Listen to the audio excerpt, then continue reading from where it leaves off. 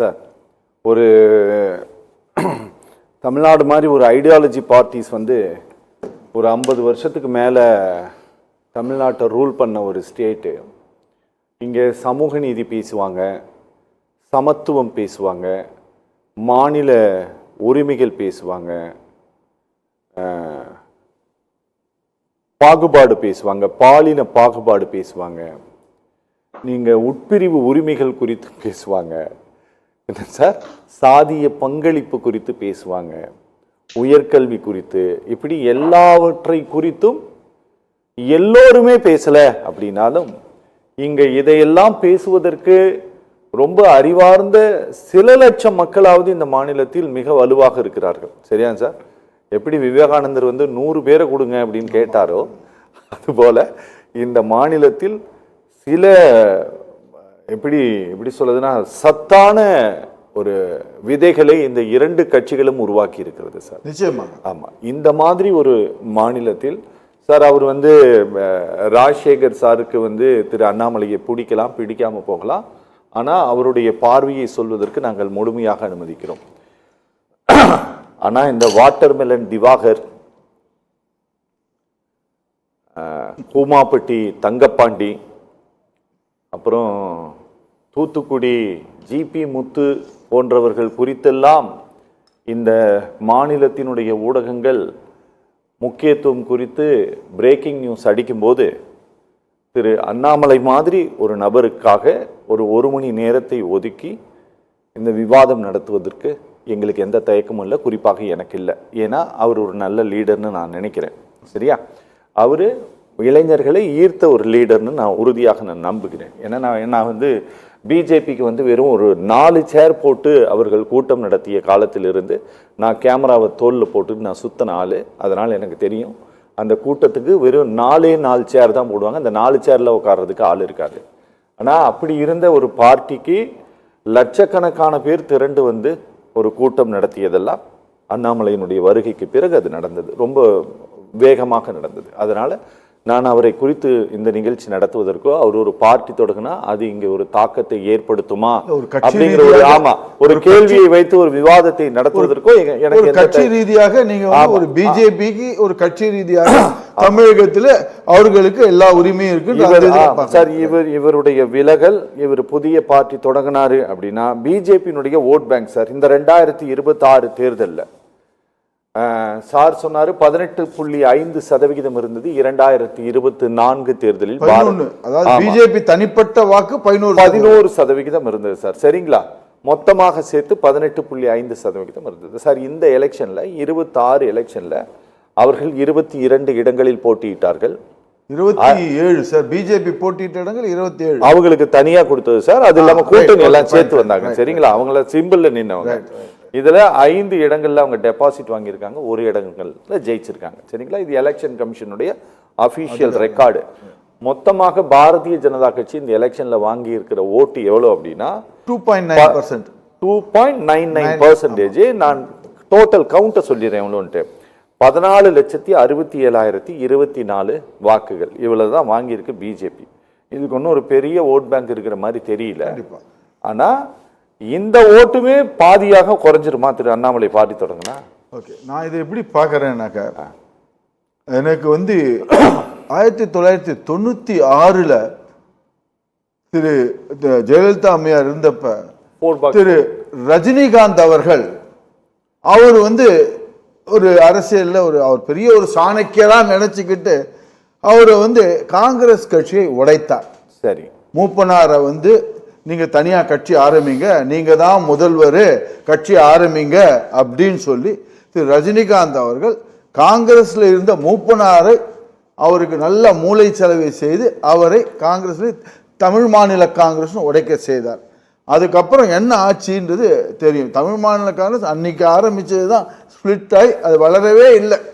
மூப்பனார் அவர்களும் மறைந்து விட்டார். அந்த தமிழ் மாநில காங்கிரசினுடைய நிலைமை இன்னைக்கு எப்படி இருக்குன்றதுக்கு எல்லோருக்குமே தெரியும். அதே ரஜினிகாந்த் அவர்கள் இப்ப அவரு கட்சி ஆரம்பிக்கல, விஜய் வந்துட்டாரு, தன்னுடைய ஒரு வயதுல சின்னவரா இருக்காரும், அனுபவத்திலையும் சின்னதா இருக்காரும், அவர் சினிமால சூப்பர் ஸ்டார். ஆனா இப்ப இந்த இதுல அரசியல்னு பார்த்தா தன்னை விட இதா இருக்காரு, அவர் வந்துட்டாரு அப்படின்ற இருக்கக்கூடிய அவருக்குள்ளார ஒரு மிகப்பெரிய ஒரு வருத்தம், மனவேதனை எல்லாம் இருக்கக்கூடிய ஒரு காரணத்தினால் திரு ரஜினிகாந்த் அவர்கள் வந்து என்ன செய்யறாரு, இவரை அண்ணாமலை அவர்கள் இப்ப தூத்துக்குடி செல்வம் கூட என்ன சொன்னாரு, அவர் ரஜினிகாந்த் இருக்கக்கூடிய அந்த இந்த இடத்துல அவர் சொல்லித்தான் வந்து அண்ணாமலை வந்தார்ன்ற மாதிரி ஒரு இது சொல்லிட்டு இருந்தார். அது எதனா பிழை இருந்தால் நான் திருத்திக் கொள்கிறேன். ஸோ அதனால் மீண்டும் ரஜினிகாந்த் அவர்கள் திரு அண்ணாமலை அவர்களை வந்து இயக்கி இப்பொழுது இந்த கட்சி ஆரம்பிக்கிறதுக்கு அதே போல தான் வர்றார்.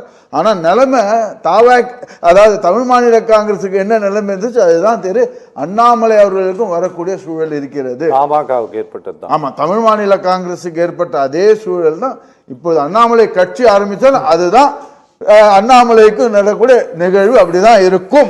இதுதான் திண்ணம். சார் நீங்க என்னன்னா சார் நீங்க திரு வாசனோடு திரு அண்ணாமலையை ஒப்பிட்டுட்டீங்களே சார். அவர் பேசவே மாட்டார் சார். அவர் என்ன சார், நீங்க நான் மீண்டும் குறிப்பிடுறேன் சார், இப்பொழுது சார் திரு அண்ணாமலை அவர்களுக்கு யாரை போய் அவர் டார்கெட் பண்ண போறாரு? அவரு பிஜேபி வாக்காளர்களை டார்கெட் பண்ண போறாரா, தவேகா வாக்காளர்களை டார்கெட் பண்ண போறாரா, இல்ல டிஎம்கே வாக்காளர்களை டார்கெட் யாரை இது பண்ண போறாங்க? இளைஞர்கள் நீங்க குறிப்பிடுறீங்க, அவர் இளைஞர்கள் மொத்தமும் இங்க போயாச்சு, தமிழ் இது விஜய் கிட்ட போயாச்சு, விஜய் அண்ணா விஜய் அண்ணா விஜய் அண்ணான்னு எல்லாம் அங்க போயிட்டாங்க. இங்க இவர்கிட்ட யார் இருக்காங்க? சரி, இவர் தான் அண்ணா என் கட்சி ஆரம்பிக்கிறேன்னா நான் இப்படி பண்ணிட்டேன்னா இவர் தான் அண்ணா அண்ணான்னு சொல்லிட்டு இருக்கணும் ஒழிய எல்லாம் அங்க போயாச்சு. பிஜேபி கட்சியில இருக்கிறவங்க பாதி யார் இவருக்கு வந்து சப்போர்ட் பண்ணக்கூடாது, அண்ணாமலை அவர்கள் சப்போர்ட் பண்ணது யாருன்னு பார்த்தீங்கன்னா திருவல்லிக்கேணி, மயிலாப்பூர், நங்கநல்லூர், மாம்பலம் இங்க இருக்கக்கூடிய ஒரு குறிப்பிட்ட சமூகத்தை சேர்ந்தவர்கள் தான் வார் ரூம்ல அவர் போடுற விஷயத்துங்களை அவர் வச்சிருந்தார் பாருங்க. அண்ணாமலை அவர்கள் வார் ரூம்னு ஆரம்பிச்சு போலியான ஹேண்டில்ஸ்லாம் போலியான கணக்குகள்லாம் வச்சு ஒரு போலியான பிம்பத்தை செய்து இந்த வார் ரூம்ல இருக்கிற வச்சு செயல்படுத்தினார் பார்த்தீங்களா. அந்த வார் ரூம்ல இருக்கக்கூடிய ஃபேன் பாய்ஸ், இவருக்குன்னு ஒரு ஃபேன் பாய்ஸ் இருப்பாங்க. நான் சொன்னக்கூடிய திருவல்லிக்கேணி, மயிலாப்பூர், நங்கநல்லூர், மாம்பலம் இங்க இருக்கக்கூடிய இந்த ஃபேன் பாய்ஸ்ல தான் இவரை ஆஹா அண்ணாமலை இதை செய்துட்டார், ஆஹா விட்டார். அண்ணே ஒரே நிமிஷம் சார், தூத்துக்குடி செல்லும் சார், நீங்க முழுசா பேச அனுமதிங்க, நான் உங்ககிட்ட வரும்போது நீங்க பேசுங்க. ஆஹா இப்படி செய்து விட்டார் அப்படி செய்து விட்டார் சொல்லக்கூடிய அவங்க தான் இப்போ இவருக்கு வந்து சப்போர்ட்டா இருப்பாங்க. ஆனா உண்மையான ஒரு தொண்டர்கள்னா இப்ப பிஜேபியுடைய நிலைமை வந்து அந்த காலத்தில் இந்த பிஜேபி போல கிடையாது. பிஜேபியில் பார்த்தீங்கன்னாக்க கட்சியின் பெயரை வைத்துக்கொண்டு பதவி, புகழ், பணம் எல்லாத்தையும் இது பண்ணிக்கிட்டு இப்ப கட்சி பலகீனமாதப்ப கட்சி விட்டு போறது நியாயமா? கட்சியுடன் இருந்து கட்சியை அதை வந்து இது பண்றது தான், அந்த கட்சியை பலப்படுத்துவது தான் ஒரு கட்சி தலைவருக்கு உண்டான ஒரு மாண்பு, அதுதான் ஒரு கடமை. இன்னொன்னு சொல்றேன், 1984 பிஜேபி 2 எம்பி, ஒன்று நந்தியால், இன்னொன்று குஜராத்தில் 2 எம்பி 1984. இன்றைக்கு பிஜேபி எப்படி இருக்காங்கன்னா தேசிய லெவலில் சொல்றேன். அதே 1984 பத்மநாபபுரம், தூத்துக்குடி சொல்லுவாங்க தெரியும், பத்மநாபபுரம் நம்ம கன்னியாகுமரி மாவட்டம் பத்மநாபபுரத்தில் ஜனசங்கம், அந்த ஜனசங்கத்தை சேர்ந்தவர் வழக்கு சின்னம். அவர் தூத்துக்குடி எனக்கு தெரியுமா தெரியாது, அண்ணாமலை பிறந்தாரான்னு தெரியாது. அந்த இடத்துல ஜனசங்கம் வழக்கு சின்னத்தில் பாலச்சந்திரன் வெற்றி அடைந்தார்கள். அவர்களெல்லாம் ஜனா கிருஷ்ணமூர்த்தி இவங்கெல்லாம் தான் இன்னைக்கு வந்து அந்த இதை கட்சி ஆரம்பிச்சு இது பண்ணியிருந்தாங்க. சும்மா அண்ணாமலை வந்தார் ஏற்றுக்கொள்கிறேன், கொஞ்சம் அவர் வந்து தாக்கத்தை ஏற்படுத்தினார், அதை அவர் வந்து சஸ்டெயின் பண்ண. இப்போ இந்த சமயத்தில் கட்சியை விட்டு அவர் விலகுவது என்பது சுயநலம். ஓகே ஓகே சார், இப்போ அவர் சார் சொன்னது கிட்டத்தட்ட நான் வந்து எடியூரப்பா இந்த மாதிரி போனார், இதுக்கு முன்னால வந்து விஸ்வ ஹிந்து பரிஷத்தினுடைய தலைவராக ஒருத்தர் இருந்தார், அவர் பேர் என்ன சார்? இல்லை பிரவீன் தொக்காடியா. அவர் வந்து இன்னைக்கெல்லாம் பிரவீன் தொக்காடியா அப்படிங்கிற ஒருத்தர் இன்னைக்கு எங்க இருக்கிறாருன்னு தெரியல. அவர் அகில் பாரத விஸ்வ ஹிந்து பரிஷத்துன்னு ஒன்று ஆரம்பிச்சு அவர் அட்ரஸ் இல்லாமல் இருக்கிறாரு. சரிங்களா சார்? இதுதான் இன்னைக்கு இதை நாங்கள் கண்கூடாக பார்த்தோம் சார். நீங்க ஹானரபிள் ஹோம் மினிஸ்டர் அமித்ஷாவை பார்த்துட்டு திரு அண்ணாமலை வெளியில வரும்போது நோ கான்வே, நோ ப்ரொடெக்ஷன், எதுவும் இல்லை, ஒரு கேப்ல வந்து அவர் வெளியில வந்துட்டு இருந்தார். இதுதான் நடந்தது. இதெல்லாமே ஸ்டண்ட் சார். அண்ணாமலை ஆரம்பத்திலேருந்தே இது போல ஸ்டண்ட் தான் பண்ணுவார். அவர் வந்து right from the beginning stunt தான் அவர் வந்து. ஓகே. எல்லாரும் வந்து போட்டோ ஷூட்டு இது எல்லாம் இது பண்ண இவர் ஸ்டண்ட் தான், இதெல்லாம் வந்து செட்டப் தான். எல்லாத்தையும் ஏற்கனவே மீடியாக்கெல்லாம் கொடுத்து பெய்டு கொடுத்து எல்லாம் இது பண்ணிட்டு இருக்காரு சார். ஒரே ஒரு இது கேட்குறேன், பெய்டா அவங்க எல்லாம் அவங்களுக்குன்னு பெய்டு மீடியாஸ் இருக்காங்க சார், இது ப்ரமோட் பண்ணிட்டு இருக்கு. அதுதான் நான் சொல்லி இது பண்ணிட்டு இருக்கேன். ஸோ திரு அண்ணாமலை அவர்கள், நான் ஒரே ஒரு கேள்வி கேட்குறேன். 4 ட்ரங்க் போட்டியில் போய் டிஎம்கே ஃபைல்ஸ்னு கவர்னர் ரவி கிட்ட கொண்டு போய் கொடுத்தாங்க. அந்த 4 ட்ரங்க் போட்டியில் என்ன இருந்துச்சுன்னு தெரியாது, அதுக்கு அவருக்கு அப்புறம் என்ன நடவடிக்கை வந்துச்சுன்னு தெரியாது. இன்றைக்கு பிஜேபி தோல்விக்கு மிகப்பெரிய காரணம் இந்த அண்ணாமலை டிஎம்கே ஃபைல்ஸ்ன்னு கொடுத்து நடவடிக்கை எடுப்பாரு அப்படின்ற ஒரு நம்பிக்கையில் இருந்தாங்க மக்கள். ஆனால் அந்த நம்பிக்கை எடுபடவில்லை. எப்படி, அதாவது எப்படி ஒரு நம்பிக்கை இருந்தால் ஒரு பலூன் அப்படியே ஃபுல்லு ஆகாயத்தில் போய் இது பண்ணுற மாதிரி இருந்துச்சு. இப்போ கடைசியில் எதுவுமே அந்த டிஎம்கே ஃபைல்ஸ் இப்போ நீர்த்து போனோன்னு, அதாவது காற்று போன பலூன் போல புஷ்ஷுன்னு ஆகிப்போச்சு. அதுலேயே மக்கள் வந்து அண்ணாமலை மீது நம்பிக்கை இழந்து விட்டார்கள். ரெண்டாவது, அவர் இந்த தேர்தலில் எவ்வளோ பேர் கவனிச்சிங்களா இல்லையான்னு தெரியல, அவர் வந்து ஒரு சிமிக்கை, ஒரு கோடு, அவர் தேர்தலும் போது என்ன பேண்ட் சட்டை போட்டிருந்தாருன்னு விட்டு கவனிச்சிங்கன்னா தெரியும். விஜய் போடுற மாதிரியே காக்கி கலர் பேண்ட்டு வெள்ளை கலர் சட்டையை போட்டுன்னு வந்து ஓட்டு சேர்த்தார். அப்போ கூட இருக்கக்கூடிய பத்திரிகையாளர்லாம், என்ன சார் நீங்கள் இது போல் அதெல்லாம் ஒன்றும் இல்லைங்கண்ணா, நான் எதேச்சியா இது தாங்கண்ணா இருந்துச்சு, இது தாங்கண்ணா நான் போட்டுட்டு வந்தேன், அதெல்லாம் ஒரு கோடு ஓடும் கிடையாது, சிமிக்கையும் கிடையாது அப்படின்னு சொன்னார். ஆனால் இப்போவும் நான் சொல்கிறேன், திரு அண்ணாமலை உட்பட பிஜேபியில் உள்ள அனைவரும் தாவேக்காக தான் ஓட்டு போட்டிருக்காங்க, இன்க்ளூடிங் அண்ணாமலை. ஆமாங்க, இன்க்ளூடிங். இதை நான் வந்து எங்க வேணா சொல்லுவேன். அவர் வந்து அவர் உண்மையிலே கட்சிக்கு ஒரு கட்சிக்கு சார் என்ன வேணா பேசலாம் அப்படின்ட்டு ஒரு வரைமுறை இல்லதான்.